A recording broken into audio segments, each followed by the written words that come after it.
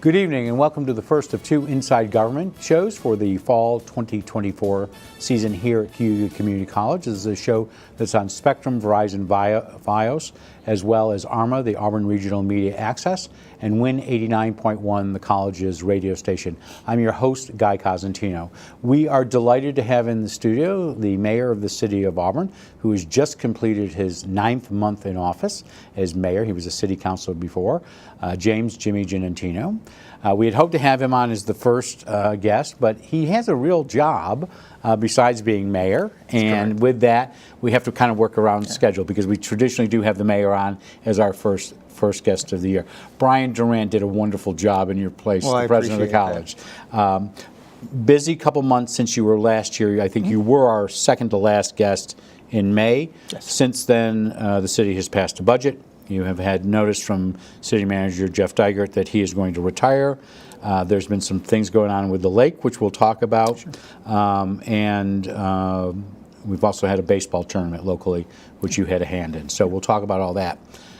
So let's talk about the manager search first. Jeff Dygert let you know a couple of months ago that he is going to eventually retire. When is his last day with you, or is that not been determined? June of 2025. So I know that's 9 months, but 9 months goes really quick. Yes. So where are you in the search process? So I'd like to start by saying Jeff Dygert has been a phenomenal city manager. I think that he's revolutionized the role of that office, and we've accomplished so much collectively, and it's going to be a hard position to fill. We have talked amongst ourselves collectively. We'd like to first see if there's anybody in-house that's interested. So you may not do a search, you may do an internal promotion then. And that's how he was. Well, we actually did a search. No, but he is an in-house promotion. Correct. In the sense he was the fire chief and came over to City Hall. Correct. Okay. Yeah. So we're talking it out. You know, he gave us plenty of notice. We were able to budget an assistant city manager position for the first half of 2025. So we're hoping to get somebody in place by January 1st that can work with him directly for those 6 months. Now, is that an appointment he makes, or is that an appointment City Council makes? That's an appointment we're going to make because that person will be the city manager after So that. you will move up. So your goal is in the next 3 months to have somebody on board. 100%. And so when will you complete the conversation among council? Because this will all be an executive session, I'm assuming, because it's personnel. Sure. When will you get to the point where you've decided there is no viable internal candidate, if that's the case, Sure. and then start placing ads? Hopefully within the next couple of weeks. Okay, so you're expecting that this is something by November 1st, there'll be more public action on one way or the other? Yes, I would say. I would say that's accurate. I want to get to budget and things like that, but in the last couple of weeks, some other stuff's come on. Sure. It always does. It does. Well, no, this is personal. Oh, okay. So you performed your first, I was shocked when I asked you this, you performed your first wedding in the last couple of weeks. By this time when you were there, I had most likely married 70 people. Well, you know, the city clerk has been doing them for a number of years, and he has a reputation of being a very good wedding officiant. So he's been carrying those duties out. I told him that if anybody specifically asks for me, I would be happy to do it. But I did perform my first one this Saturday. And who was it for? It's somebody I know quite well. It's my son Andrew and his now wife Audrey. So this was your first wedding. So tell us a little bit about this, not to embarrass you, but you did your first wedding. Did you follow the script that all mayors get in that little blue book that is left in the filing cabinet? No, I came up with my own. Okay. Full disclosure, former Judge Mark DeVitro. He sent me some notes, and obviously I personalized it. He did my niece's wedding a couple of months ago. He does a wonderful job. So he sent me some notes. I actually personalized it for my son and Audrey.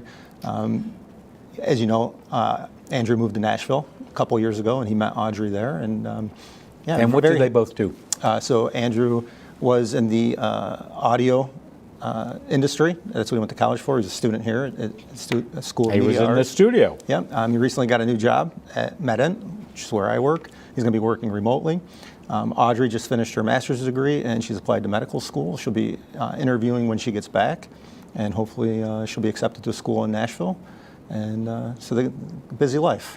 So there's another person in that whole group, and that's Gracie. What is she doing? Gracie is a senior at the University of Rochester. 4 years goes by very fast. I can't believe that she's a senior.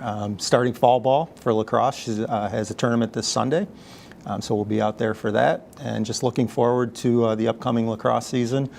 She has opportunity to set some records there, so we're all super excited for that. And she was coaching during the summer. I know she did some of the summer leagues here, not necessarily in lacrosse only, but she did some other coaching this summer. Yeah, I'll say that, I think part of the great success of the Auburn lacrosse program, both women's and men's, is that they call on former players that are willing to come back and work with the young kids. And she's done it all 4 summers from college, and she enjoys it immensely. That's great. Well, congratulations on Andrew's wedding. So right after or around the city manager's announcement, you were also in the process of budget. In fact, one of the last conversations we had here in the studio was about budget. Obviously, the city adopted a budget for July 1st, which they are mandated to do. You did it in early June. Yes. What are some of the highlights of the budget? We have a new comptroller, and every comptroller does things differently. One of the things we did this year, and part of it was because we had a new comptroller, the other part was because we had 2 new members of council. That comptroller, where did she come from? Maybe another local organization. You might have stolen her from this building? We may have. Yes, okay. We may have. And she's good phenomenal. find. Yeah, good find. 100%. We're happy to have her. We're lucky to have her. This is Mary Beth Leeson, and Yes. we can use. She's not like Voldemort. We can't use her name. She was with Cuddy and Ward. Was with the county and was here with the college before you and Jeff Dygert snapped her up. Yeah, she's doing a phenomenal job. The people of the city of Auburn are very lucky to have her in charge of our finances. Part of the process was bringing in every department head and talking about what every department does. And I received a tremendous number of compliments from people in the public who do watch the meetings. People do watch the meetings, believe it or not.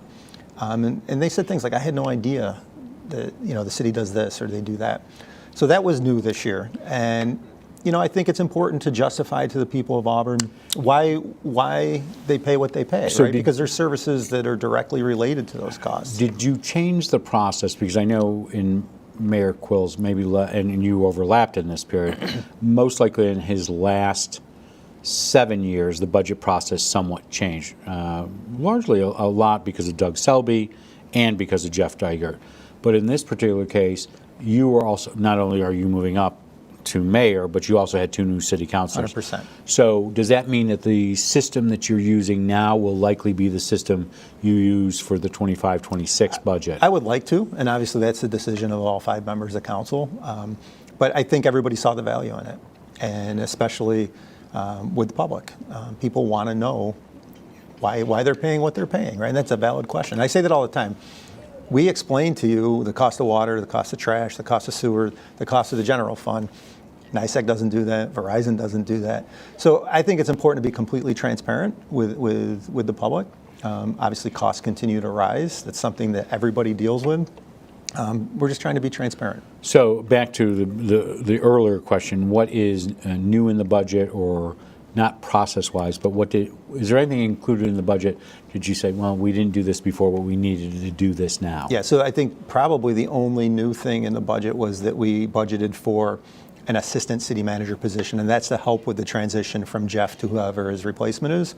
The goal is to get that person in place by January 1st. They'll fill that assistant city manager position, and then they'll transfer over to the manager position. And in his particular case, is he taking another job? I know this is almost a year out, but is he taking, when he made the announcement, is he taking another job? Not to my knowledge. Okay. He just, he said it was time. And when he came to me and said that he was going to give notice as per his contract, I just asked him, I said, is there anything we can do to keep you here?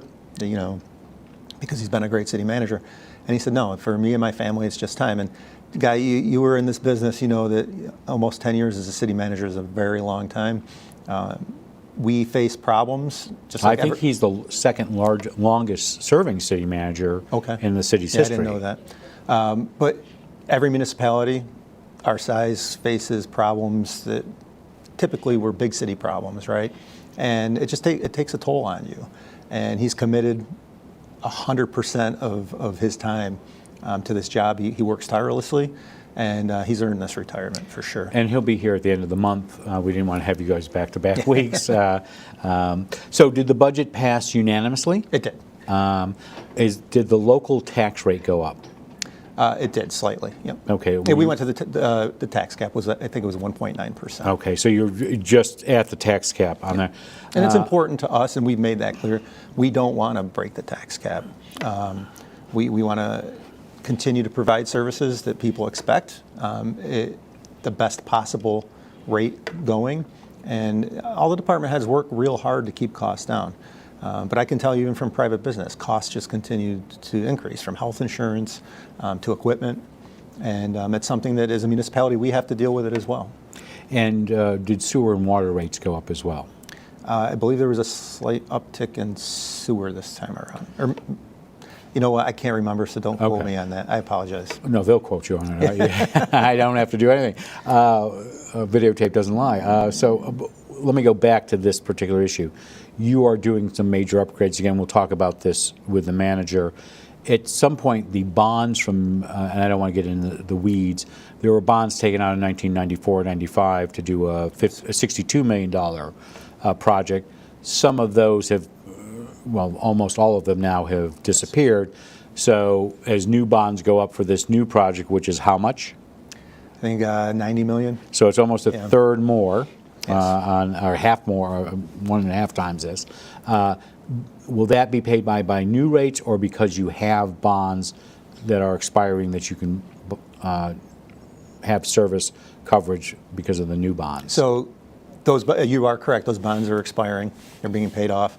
In addition to that, our city staff has done a tremendous job of going out and securing a significant amount of money on both grant funding, low interest financing, and 0% financing. The American Infrastructure Act or the Bipartisan Infrastructure Act has been a great tool in doing that. You know, Seth Jensen told the story. I think it was. Who is Seth Jensen? Director of Municipal Utilities. He's been here, but just Okay. He told the story how I think 6 or 7 years ago we talked about, hey, you know, let's do some long-term planning, and this is a result of that. And when all this money became available from the state and federal government, everything was planned out. They just had to submit the paperwork. And do you know how much is a percentage of the 90+ million is covered by either low-interest loans, or more importantly, aid that you don't have to pay back? Yeah, I don't remember the numbers off the top of my head, but it's significant. Okay. So obviously, we're going to do rate studies and make sure that everything's going to be paid for. You know, will there be an uptick? Possibly. I don't think it'll be significant if there is, because they have been so successful in going after this money. That's at the end of the system. I want to talk about the system. What's the state of Owasco Lake right now? I'd say it's perilous. I'm very concerned. I've been very consistent in my message since 2016, when we first had instances of harmful algal blooms. The state needs to get serious about protecting the long-term health of Owasco Lake. And they have shown us time and time again that they're not serious about it. And every person that consumes water from that lake, every person that lives within the Finger Lakes and consumes water from any of the Finger Lakes should be just as concerned as I am. We have seen unprecedented harmful algal blooms across the Finger Lakes region this year, including Skinny Atlas Lake, once thought to be pristine, doesn't have a filtration plant. It's a serious situation. And for the life of me, Guy, I cannot understand why the governor will not respond to us. So I want to get to her in a second, because you got some bad news from her. But I want to go back a little bit. And first of all, we should give a number if you have it. Of the population in Cuyahoga County, they're not all served by the city system. There's an Owasco system. Yes. But this, between the city and the Owasco system, which I believe serves only Fleming and Owasco, correct? That's about 60% of the county. Am I correct? Roughly? Yeah, so we provide water to 45,000 people in Cuyahoga County. I think, if I remember correctly, Owasco is 9,000. So that's 54 out of 79,000, or whatever the census number is. So what is your biggest worry, right, besides the state of New York? Sure. Which should be a partner, not an opponent. What is your biggest environmental worry? And I should say, Councilor Cuddy, who's been advocating on this since at least 1993, 94. Yeah. We'll be on next month to talk a little bit about some good. of this stuff. But you're a more broad overview of some subjects. Sure. He'll get in. I'm sure he will get I'm into sure he will. some detail with charts and math and whatever. What is your biggest worry right now? So, the good news is, in one area, and I should be complimentary in this, the one area where the state had helped us was giving us money to upgrade our filtration system so that we could make sure we could filter out the toxins and provide safe, clean drinking water to the 45,000 people we're responsible for. To date, that has worked, and has worked flawlessly. The thing that keeps me up at night is, are we going to get to a point where that's no longer going to work? Again, so far, and we test twice a week, we have been fortunate. But that's my greatest fear. Was there any time during the summer where there was a consideration to tell people, you know what, you need to go buy Wegmans brand water or Polar Springs or No. And we work very Costco? closely with the Cuyahoga County Department of Health. Like I said, the water's tested twice a week for the toxins. But that's my biggest fear. And we know what we need to do, right? So let's get to this. So you requested of the state, and this was not something that was just done in the last 6 months. You and City Council, including former Mayor Quill, had been communicating with the state for some time, telling them what? So we have advocated, requested, as required by law, a total maximum daily load, which is a pollution budget, also referred to as a TMDL, for Owasco Lake. It is required by law. Owasco Lake is an impaired water body. The state continues to rebuff us on that. I have a letter. But that's state law that requires a total Federal maximum law. Federal law, okay. And I want to be clear, and the people at home need to know this. We have a letter from the Environmental Protection Agency telling the state of New York that a total maximum daily load is required for Owasco Lake. Not only have they not done that, they most recently removed us from the 303D list of impaired water bodies. They have completely railroaded our 6-year process of new rules and regulations, which took 3 years. It was a very public process. Everybody was at the table, all the stakeholders. There have been hearings at City Hall. I think you held several at BOCES, Onondaga BOCES, if I remember correctly. So this is not something that was done, 4 of you in a room on the first floor of City Hall. It was a 3-year public process with all the stakeholders. And, oh, by the way, the state encouraged us to do it. So what did the state, all right, so they've removed you from the list. What did the state tell you in the most recent communication to the city? Regarding rules and regulations, that the rules and updates to the rules and regulations were no longer needed, with no explanation. Obviously, we are now involved in litigation with the state of New York. So you're suing the state? We are. Okay, so what are you suing them for, and what do you hope to accomplish by a lawsuit?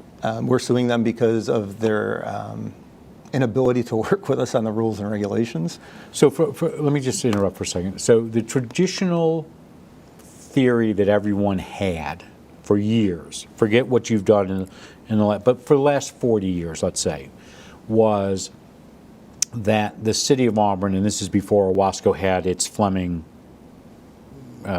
line in the 90s, was that the city was in charge of the Owasco watershed, and maybe Owasco was too, but it doesn't matter. But you, in essence, were the stewards of the watershed, and it was your legal responsibility to set standards to keep the lake clean. Am I summarizing it? 100%. Okay, so what changed? What changed was funding for watershed inspection dried up from the city probably 20 years ago. And one of the things that we've done, recognizing that, is we've committed to refunding that. And the city of Auburn funds the Owasco Lake Watershed Inspection Program to the tune of Dr. Adam Effler will be here on Tuesday, so we'll talk a little bit. to the tune of $200,000. And that was a good faith effort that we took as a city to build collaboration, right? Rather than just the city handling it, let's get the town of Owasco involved. Let's get Cuyahoga County involved. Let's work together. Let's bring all the towns to the table. How nasty. Yeah, but that was us showing good sarcastic. faith, right? And there were people who said, no, don't do that. The city should be doing this. But we said, how do we build consensus? The city of Auburn marching into a town on Owasco Lake saying, we're going to do this, and you're going to do what we tell you to do. So we tried to build consensus. So I want to ask 2 questions on this. One is, when did that letter come to the city, roughly? A couple months ago. Have you seen Governor Hochul since then? I have not. So she was a very common visitor. I know she was at the Culinary Institute. She's been to the Human Equal Rights Heritage Center. Do you think she's avoiding Auburn right now? I don't want to speak for the governor. I will say this, that she is on record as saying that every New Yorker has a right to clean air and clean water. By the way, it is enshrined in the New York State Constitution now, and that no New Yorker should ever worry about that. We're worried about it. And we have made continuous outreach to them. The last real communication we've had from the state of New York was October of 2023. Mike Will was still mayor. I was on city council. Then Commissioner of the DEC, Basil Sagos, came to Auburn with representatives from the governor's office. We had requested the governor herself. We were told at that time that, you know, if I'm here from the governor's office, it's just as good as the governor being here. I disagree with that, and I think if you were in my position as mayor, you would disagree with that as well. Basil Sagos didn't even know that we had a letter from the EPA to the DEC, and he was the commissioner of the DEC. And it just shows the dysfunction in the state of New York. And you know, people are critical of government all the time, elected representatives. People are critical of me, I get it.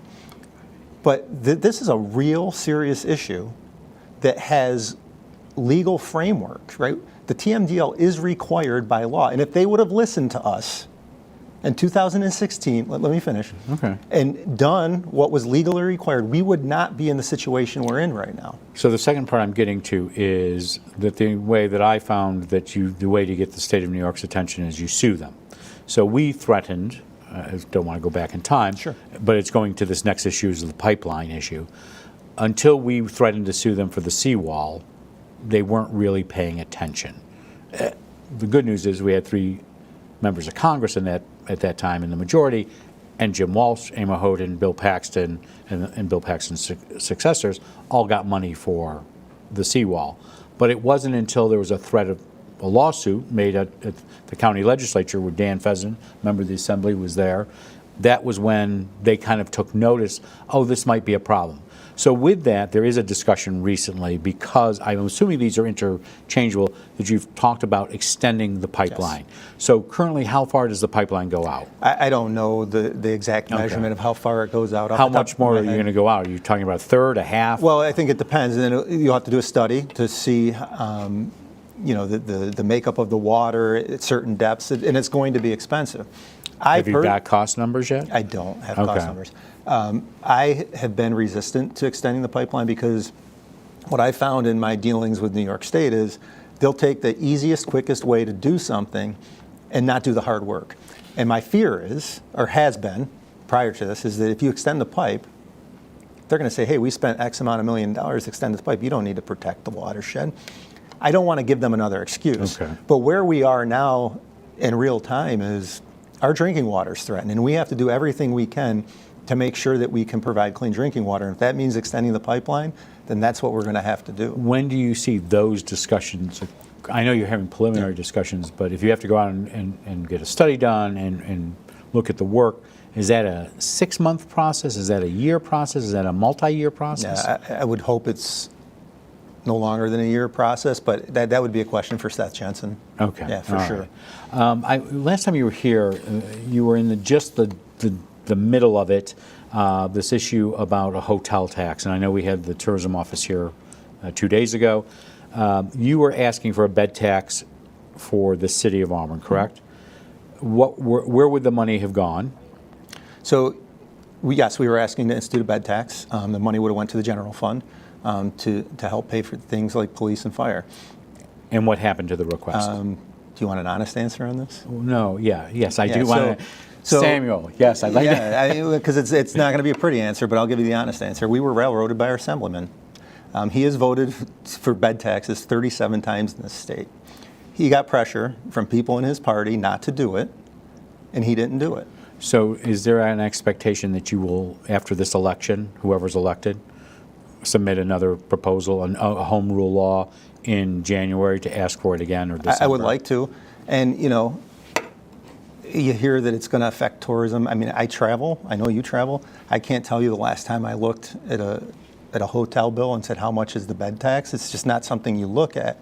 And I actually looked to book a hotel room for a family member over the weekend at the Hilton, and it was over $300 a night. So yes, they should make money. They're in business, but they're not hurting either. Talking about tourism, I do want to end with this. You were able to take part in the National Junior College Athletic Association's championships here. I know Dr. Durant was in that seat 10 days ago and talked about this. How important was having that type of tournament here at Falcon Park, which is a city facility? Yeah, it's huge. And, you know, I'll go back to the original conversation between Dr. Durant, Mayor Quill, and Chuck Mason. And really that's why we're where we are now. It was a good partnership. The college needed athletic facilities. We had an athletic facility that needed upgrades. And to me, it's a perfect example of agencies working together to save money. If you go down there now, it's beautiful. Brian Rhodes does an amazing job for the city of not only maintaining it with his team there, but booking events and really marketing that facility. And you got to hang out with one team downtown. I did. At a restaurant. I did. It was after a council meeting. After a council meeting.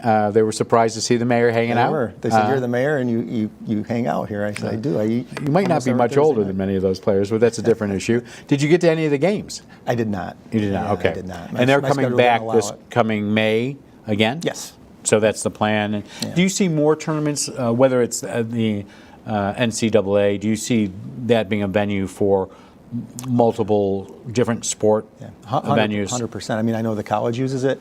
I know that Auburn High Lacrosse uses it occasionally. We have the summer league now that took over for the double days single A team.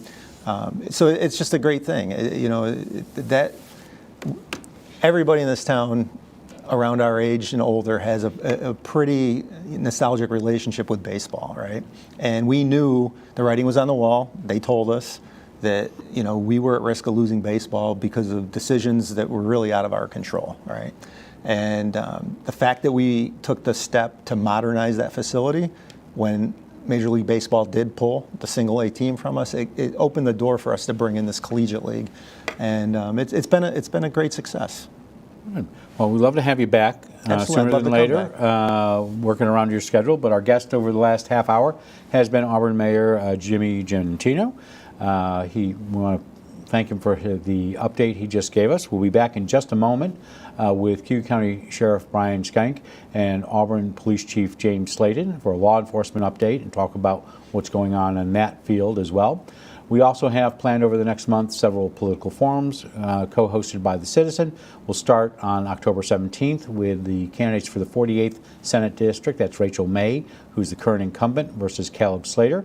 And then we'll have the candidates for the 126th Assembly District, which you just mentioned, John Lamondes, who's the Assemblyman, versus his challenger, Ian Phillips, on October 22nd.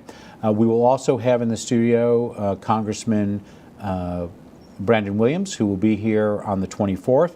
His opponent, Senator John Mannion, has not responded to the dates that we've provided. So under our rules that we have here at the college, and we've been using since 2005 or 6, is that if a candidate does agree and their opponent does not, they get a one-on-one interview, and we'll have that here. We'll also be back next Thursday with Steve Bushman and Kristen Garland, who are both running for the new family court position. They're not going to have a debate. They're going to make presentations for a couple of minutes. We'll flip a coin, see who goes first, to tell you what their qualifications are. In the coming weeks, we'll just, as we mentioned, Dr. Adam Effler will be here on Tuesday. We'll have representatives from the Auburn Education Foundation to talk about Gobble and Go next week. Robert Harding, the political reporter and government reporter for the Citizen, will be asking the questions for the forums, but otherwise I will. So if you have ideas for guests or questions, please send them to cozguytho@aol.com. I'm Guy Cosentino for Cuyahoga Community College. Thank you for watching. Have a great night and weekend, but stick around for the law enforcement update in just a moment.